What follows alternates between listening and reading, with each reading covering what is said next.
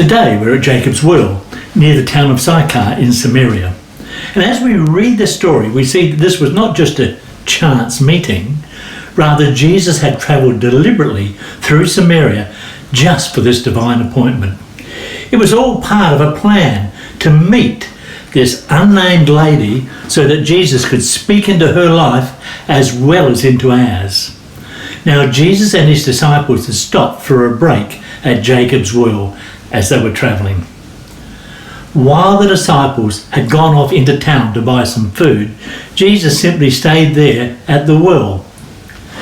As it happened, a woman, a Samaritan woman, came to the well to draw some water in the middle of the day, which in itself was quite unusual. We know the protocol. Samaritans and Jews didn't mix, let alone a Jewish man and a Samaritan woman. And yet Jesus asked this lady for a drink of water before entering into a deep and personal conversation with her. Jesus told this lady all about her life. She had quite a past. We might say a history. But notice this, Jesus is not judging her. He is simply speaking into her life. His approach is so very gentle. She doesn't run off. She stays, she listens, and she responds, which would perhaps indicate that she can see that this is a very special moment in the making.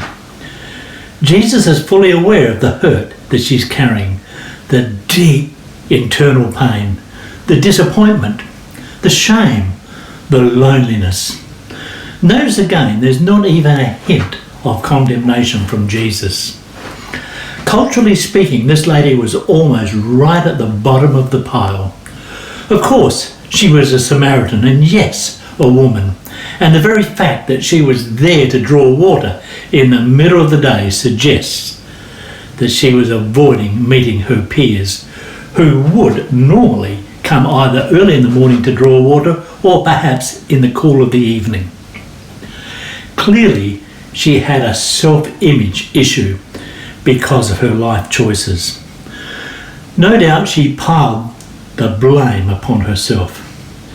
But there was Jesus, going out of his way to connect with her and to reveal to her just who he is, and also to us as well.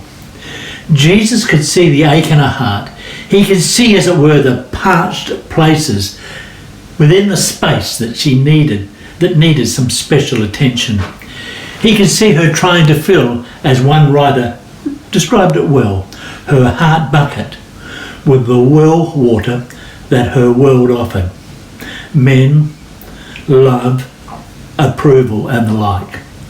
So as Jesus goes into the details of her life, she ducks around with some interesting talk of worship. It's like she knows where all this is going. It's somewhere deep and spiritual, but you can't quite make the commitment to go there with Jesus. She felt so unworthy.